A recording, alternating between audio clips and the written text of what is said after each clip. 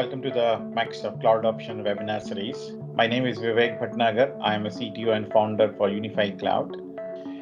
As I always talked about these landing zone, and I always cautious people that these landing zone discussion should be done in appropriate time and also for the appropriate length and providing that everything. So you can see that in this diagram, there are two types of best practices that should go hand in hand while building the landing zone.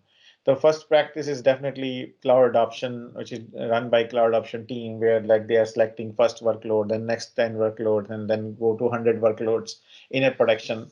And similarly, the governance team build the landing zone to host those 10 workload, then basically expand that basically landing zone to go and build like next 100 zones. So you can see that there are refactoring of this green circle which I'm showing. So all the code and things that which you are defining, these are basically refactored, and then you can add more and more things as you move to the next version of the landing zone. So you can add the cloud governance to it, or you can add the cloud operations to it. So you keep expanding your landing zone as and when you keep advancing in your cloud adoption journey. Here, just one more point of cautious, this landing zone discussion should not be very early and in very detail, and should not be very late in the cycle of cloud adoption.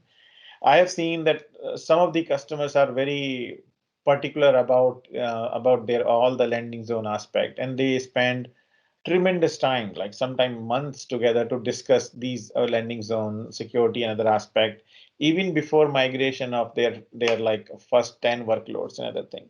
I think that is too early, because building a landing zone is always learning curve, and spending too much time before you start going for production is not very productive.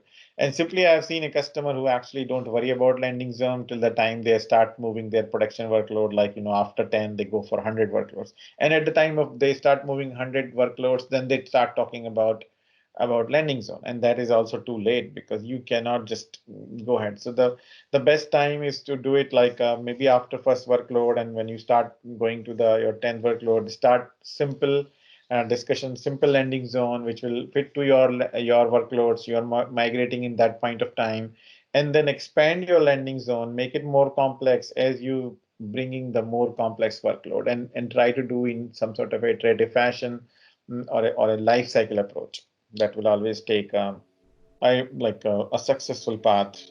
Okay, these are the few examples that how do you can keep expanding the landing zone to the complete automation.